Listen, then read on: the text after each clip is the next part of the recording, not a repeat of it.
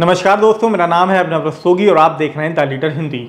UP के जिला बरेली में जब निकाय चुनाव के मतदान हो रहे थे तो द लीडर हिंदी ने मतदाताओं का मिजाज जानने के लिए चाय पर एक अहम चर्चा करी थी कि आखिरकार मतदाताओं के मन में वोट डालने के वक्त किस तरीके की सोच है। भारतीय जनता पार्टी की तरफ से पहली बार मुस्लिम कैंडिडेट उतारने का प्रयोग क्या गुल खिलाने जा रहा है और समाजवादी पार्टी के अपना घोषित कैंडिडेट वापस लेकर बतौर निर्दलीय पूर्व महापौर डॉक्टर IS तोमर को लड़ाने का दांव कितना कारगर साबित होगा। तब वरिष्ठ पत्रकारों ने हमारे संपादक वसीम अख्तर के सवालों पर यह साफ कर दिया था कि चुनाव में भाजपा की रणनीति हावी साबित हो रही है और इसका असर मतदान में दिख भी रहा है। कुल मिलाकर मतगणना के बाद प्रमुख प्रत्याशियों को मिलने वाले वोटों से यह प्रमाणित भी हो गया है। भाजपा के टिकट पर दूसरी बार महापौर बने डॉक्टर उमेश गौतम की जीत की जताई गई संभावना भी सटीक साबित हुई है। इस बातचीत में यह भी कहा गया था कि कांग्रेस उम्मीदवार डॉक्टर KB त्रिपाठी को अंडर एस्टिमेट किया जा रहा है, लेकिन ऐसा नहीं है। गिनती पूरी होने पर कांग्रेस तीसरे स्थान पर रही है, यानी ये भी बात सही निकली है। आप भी देखिए चाय पर हुई इस अहम चर्चा की ये प्रमुख अंश। नमस्कार, मैं वसीम अख्तर और आप देख रहे हैं द लीडर हिंदी। हमारे साथ पत्रकार साथी सब मौजूद हैं जो सब जगह देख कर आ रहे हैं कि मतदान किस तरह से हो रहा है, ट्रेंड क्या है। हम ये जानने की कोशिश करेंगे कि जो मतदान हो रहा है, जिस तरह से लोग वोट डाल रहे हैं, उनके बीच मुद्दे क्या हैं और उनका जो नज़रिया है वोट डालने के पीछे का वो क्या है।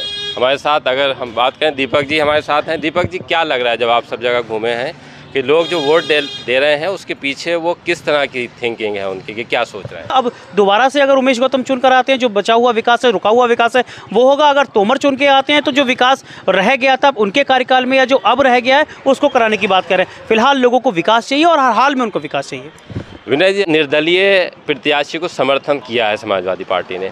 क्या लग रहा है कि कुछ ये जो कार्ड भारतीय जनता पार्टी के खिलाफ समाजवादी पार्टी ने खेला है, कुछ उसका असर दिखाई देगा? देखिए वसीम साहब, आपने बिल्कुल सही कहा। अब कुछ चीज़ें ऐसी ज़रूर हो गई हैं कि वोट अब व्यक्ति से ज़्यादा पार्टियों पर भी पड़ता है, और चाहे भारतीय जनता पार्टी हो, समाजवादी पार्टी हो, उसका एक वोट बैंक हर पार्टी का अपना बन चुका है। जिस तरीके से पहले कहा जाता है कि बसपा का अपना एक कैडर वोट है, अब बसपा तो हल्के हल्के कहा जा सकता है राजनीति से ओझल सी हो गई है। समाजवादी पार्टी और भारतीय जनता पार्टी का एक वोट बैंक है। जहाँ तक बात समाजवादी पार्टी ने जो प्रयोग किया है, मुझे लगता है कि शायद वो प्रयोग अब किस तरीके का हुआ उसका तो बात हम लोग 13 पे डिस्कस करेंगे। वो प्रयोग बहुत ज़्यादा सफल होता नहीं दिख रहा, क्योंकि जो कमिटेड मतदाता है वो कमिटेड मतदाता अपना झंडा देखना चाहता है, अपना बैनर देखना चाहता है, अपने नेता का फोटो देखना चाहता है, अपना चिन्ह देखना चाहता है, चाहे वो किसी भी पार्टी का मतदाता हो। जब उस तरीके के माहौल बनता है और केवल 8 या 10 दिन मिले तो वो दिग्भ्रमित भी होता है। उसको लगता है कि यार ये क्या हो गया, कैसे हो गया। एक समाजवादी पार्टी ने जैसे बरेली में किया, एक व्यक्ति को टिकट दे दिया, 8 दिन तक वो चुनाव लड़ता है एक टाइम पे, तो उससे कहीं ना कहीं दिग्भ्रमित होता है मतदाता। और उससे जो भारतीय जनता पार्टी हो, भारतीय जनता पार्टी के बारे में वसीम साहब आप जानते हैं बहुत अच्छे, वो कोई भी चुनाव हो बहुत ही दमदारी से लड़ते हैं। गांव का चुनाव हो या MP का चुनाव हो, पूरी ताकत लगा देते हैं।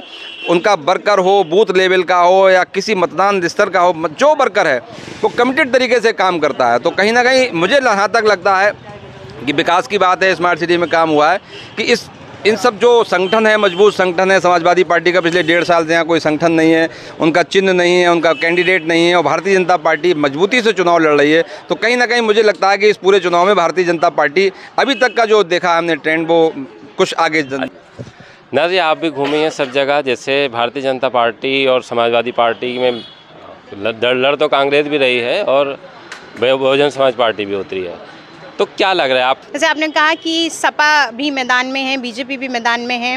मुझसे पहले भी वक्ताओं ने कहा कि BJP पूरे साल चुनाव लड़ती है और सपा का जो एक लास्ट मोमेंट पे टिकट बदला गया और ये सारी चीज़ें, उन्होंने निर्दलीय को समर्थन किया। तो कहीं ना कहीं जो उनका एक पैक्ट वोटर है उसमें भी कहीं ना कहीं असमंजस की स्थिति है। और मुझे ऐसा लगता है कि हम शायद कांग्रेस को बहुत अंडर एस्टिमेट कर रहे हैं। मे भी हो सकता है कि वो सपा के वोटर्स को काट ले। नीरज जी, अगर हम इस चुनाव को देखें तो योगी आदित्यनाथ जो भारतीय जनता पार्टी के उम्मीदवार हैं, उनके सबके हक़ में एक मीटिंग करने के लिए आए थे और एक तरह से उन्होंने मैसेज दिया था कि डबल इंजन की सरकार चल रही है, उसको ट्रिपल इंजन में बदलना है। तो इस तरह की जो बात करके गए थे यहाँ, उसका कितना असर दिखाई दिया? देखिए, जब बड़ा नेता आता है, ख़ासतौर से योगी आदित्यनाथ, क्योंकि उनकी एक अपनी अलग पहचान है प्रदेश में नहीं पूरे देश में, तो जो वोटर होता है ना वो फिर जो इधर उधर अगर बहक भी रहा होता है तो उससे बहकना बंद हो जाता है। आप उदाहरण लीजिए कि जब इनको 2017 में पहली बार टिकट मिला ये बीएसपी में थे, बीएसपी से डायरेक्ट टिकट लेके आए थे। पूरा धड़ा जो कहा जाता था कि इनके विपक्ष में था, बीजेपी के लोग विरोध कर रहे थे कि इनको टिकट क्यों दे दिया।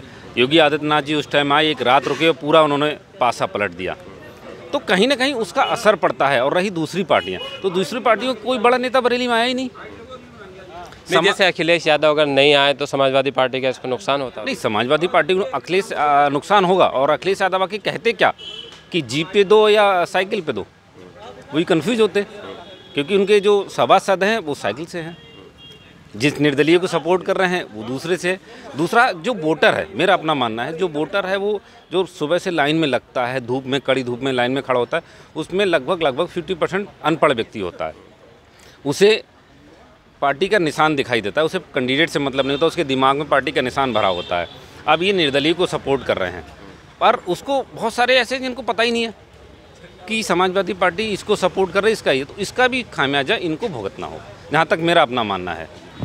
विकास भाई, क्या लग रहा है, जैसे अगर हम चुनाव की बात करें इसकी, तो एक थोड़ा सा ये अलग तरह का था। जैसे समाजवादी पार्टी ने अपना कैंडिडेट नहीं लड़ाया था, तो जो लोग वोट डाल रहे हैं, जैसे एक सबसे बड़ी दिक्कत ये है कि समाजवादी पार्टी ने अपनी हिमायत तो दे दी उन्हें, लेकिन सिंबल नहीं होने से कुछ ये नुकसान समाजवादी पार्टी को होगा, या तोमर साहब अपनी शख्सियत पर वोट ले सकते हैं? नहीं, बिल्कुल होगा। देखिए, आज का जो समय है, जिस तरीके से जो चल रहा है, और अभी तक क्योंकि हम लोग जर्नलिस्ट हैं और निकलते हैं, घूमते हैं, फिरते हैं, तो मुझे लगता है कि सिंबल ना मिलना हो सकता है कहीं ना कहीं पार्टी को इसका नुकसान उठाना पड़े।